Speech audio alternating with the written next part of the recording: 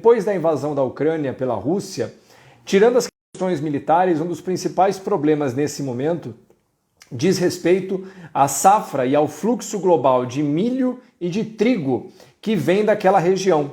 No caso do trigo, mais ou menos 17% do trigo global vem da Rússia e uns 12% vem da Ucrânia. E mais ou menos 17% do milho total produzido no mundo vem da Ucrânia.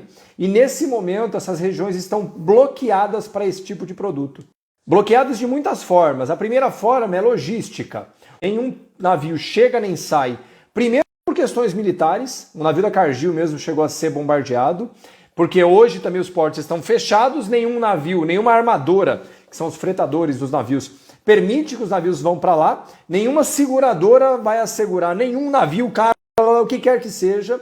Então, nesse momento, nada entra nem sai, nem pelo Mar de Azov, nem pelo Mar Negro.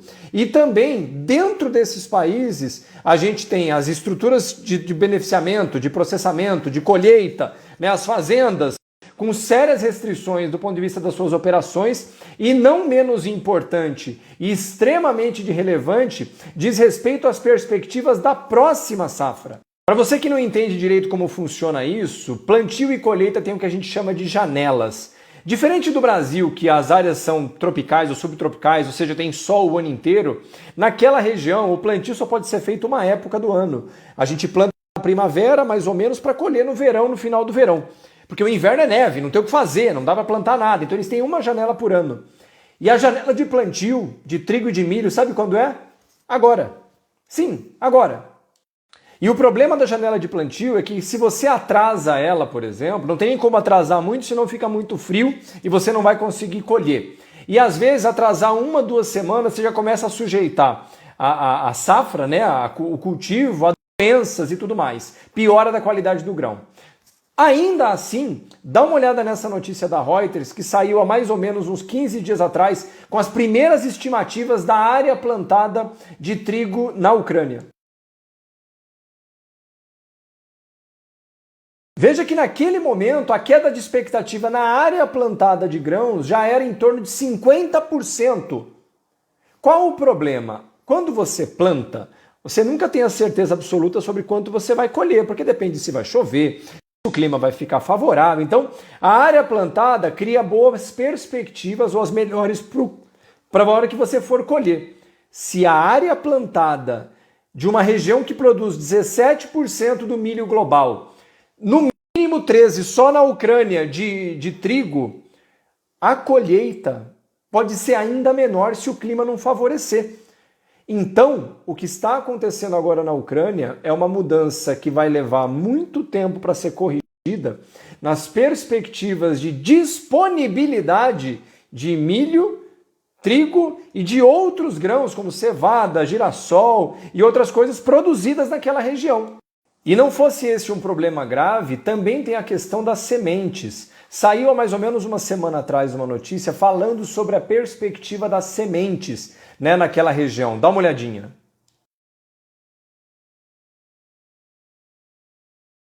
Em áreas plantadoras, por exemplo, de trigo, algumas fazendas se especializam em produzir sementes. Outras fazendas, dentro da sua área, reservam uma parte menor para fazerem as sementeiras. Ou seja, que vão produzir o trigo do ano seguinte, e do ano seguinte, e do ano seguinte.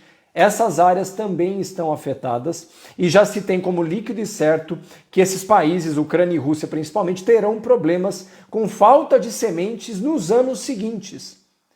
Essa situação que a gente está vendo agora irá criar e já iniciou um grande desbalanço na disponibilidade de alimentos. Por quê? Quando você tem um desbalanço de 1%, 2% na produção de um certo ativo agrícola, às vezes um outro país é capaz de compor ou aquilo da equacionada. Porém, no caso de uma quebra de um ativo que é 30% da produção global está naquela região, como o trigo, ou 17% está na região, no caso do milho, não há como um outro país equiparar isso.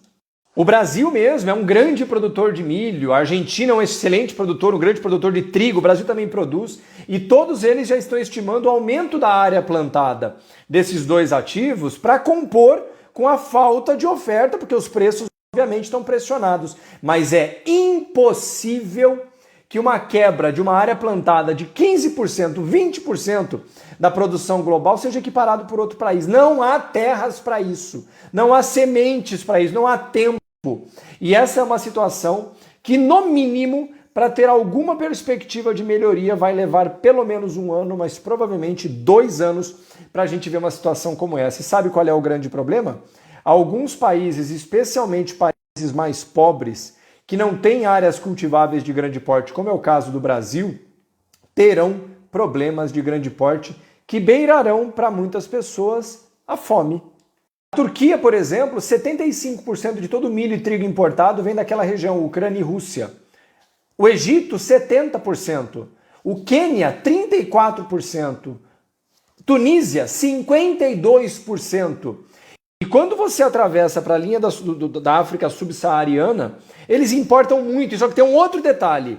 Não fosse simplesmente a falta de oferta, como vocês viram agora no Líbano, que eu mostrei agora para vocês, que já não tem mais trigo, né? A Índia está mandando de forma emergencial, o Irã vai mandar de forma emergencial alguma coisa. Muitos países ainda sofrem com outro problema. Falta de dinheiro. Porque nessa situação, já não fosse uma questão de disponibilidade, como não tem para vender, os preços dessas commodities dispararam, globalmente falando. E as suas moedas, por natureza, também caíram de valor. Ou seja, essa situação agora está apenas no começo. Teremos muitas novidades à frente nessa situação tão crítica.